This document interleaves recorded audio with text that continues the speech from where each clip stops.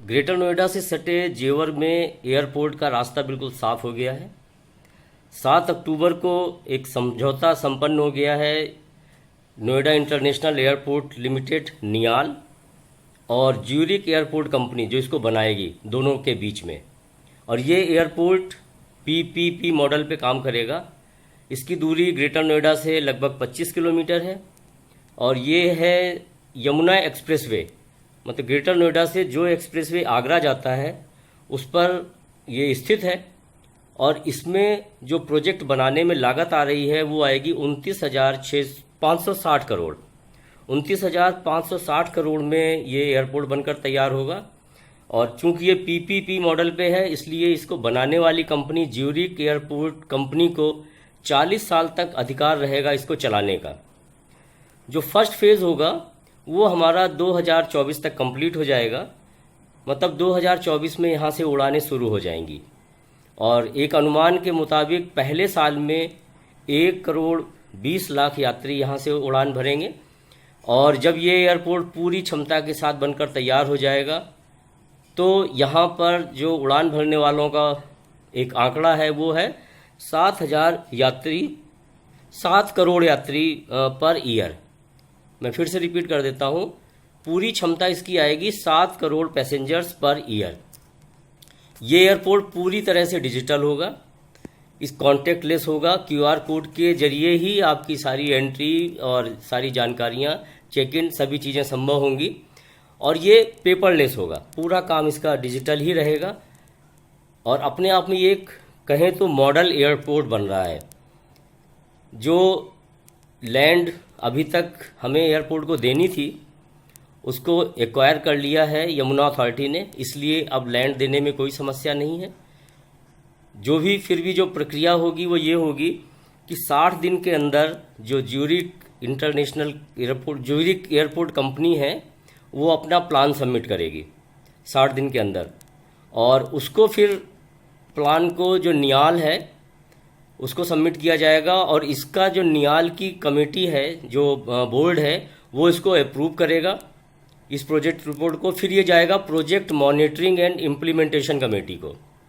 वहाँ से मंजूरी मिलने के बाद ये कैबिनेट में जाएगा अप्रूव होने के लिए। यूपी गवर्नमेंट इसको अप्रूव करेगी और उसके बाद इस कंपनी को स्टेट के साथ एक एग्रीमेंट करना पड़ेगा, स्टेट सपोर्ट एग्रीमेंट। और ये सारा काम जो टाइमलाइन है वो 180 दिन की है, मतलब 6 महीने में ये सारी प्रोसीजर्स कंप्लीट हो जाएंगे और उसके बाद ग्राउंड लेवल पे काम शुरू हो जाएगा लैंड हैंड ओवर होने के बाद। यहाँ पे एक प्लानिंग और भी है कि देश का सबसे बड़ा एमआरओ बनाने की, मतलब मेंटेनेंस, रिपेयर और इसका जो एमआरओ का तीसरा पार्ट हो गया ओवरहालिंग। जो भी अभी हवाई जहाज़ों की एमआरओ सेंटर है वो नागपुर में है, जहाँ मेंटेनेंस, रिपेयर, ओवरहालिंग का काम होता है।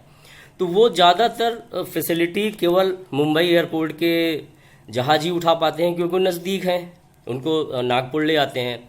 लेकिन देश के बाकी हिस्सों में जो भी जहाज़ उड़ान भरते हैं वो इस तरह के काम को जिन दूसरे देशों में जा रहे हैं वहाँ करा लेते हैं। तो इससे बहुत बड़ा रेवेन्यू लॉस भी हो रहा है।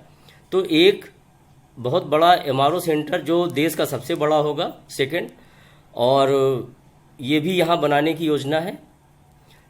तो पूरे देश का जो रेवेन्यू है वो भी हमारा बचेगा। और इसके अलावा इसको लॉजिस्टिक हब के रूप में भी डेवलप किया जा रहा है इस एरिया को। ग्रीन सिटी कॉन्सेप्ट लाना है यहाँ पे, जो अभी तक प्लानिंग है उसके हिसाब से एयरपोर्ट के आसपास की जगह को ग्रीन सिटी के रूप में डेवलप करेंगे, जहाँ पर रहने की सुविधाएं, मॉल्स, कॉलेज और हॉस्पिटल्स, इस सब तरह की चीज़ें होंगी। इसके अलावा जो यमुना सिटी है उसका एक आइडिया देते हैं। ये है 2689, मोटा मोटा कहें तो लगभग 2700 स्क्वायर किलोमीटर। और जो हमारी दिल्ली का साइज है वो है लगभग 1500 स्क्वायर किलोमीटर। तो ये 2 गुने, दिल्ली से 2 गुना शहर होगा जो यमुना सिटी आएगी जियोग्राफिकली। और ऑलरेडी यहाँ पर जो डेवलपमेंट चल रही है उसमें मैं गिनवाना चाहूँ तो toy city, April park, handicraft park, film city, medical device park, ये सब चीज़ें ऑलरेडी इसके लिए स्कीम लॉन्च हो चुकी है, अलॉटमेंट कुछ हो चुकी हैं, कुछ प्रोसेस में हैं। ये सब चीज़ें ऑलरेडी प्लान्ड हैं जो इस क्षेत्र में आ रही हैं। और इस एयरपोर्ट के बारे में एक बात और बताई गई है कि जो भी इसमें मेटल यूज होगा वो ऐसा होगा कि कार्बन इमिशन ना हो, मतलब ये पूरी तरह से प्रदूषण मुक्त एयरपोर्ट बनाया जा रहा है। इसको बनाते समय कोई भी प्रदूषण पैदा नहीं होगा। तो इस तरह से एक बहुत ही महत्वाकांक्षी एयरपोर्ट जो अब शक्ल लेने वाला है ग्रेटर नोएडा से लगे हुए जेवर कस्बे में, और इससे कहीं ना कहीं बहुत बड़ी डेवलपमेंट इस क्षेत्र में आने वाली है, जिसके लिए कल 7 अक्टूबर को एक एग्रीमेंट साइन हो चुका है। और जैसे मैंने बताया 6 महीने के अंदर ग्राउंड लेवल पे काम शुरू हो जाएगा। हालांकि अभी भी एयरपोर्ट की बाउंड्री बनाने का काम या उसकी रोड कनेक्टिविटी का काम जो यमुना अथॉरिटी को करके देना था, उसमें काफ़ी काम हो चुका है और बाकी काम सारा प्रोग्रेस में है।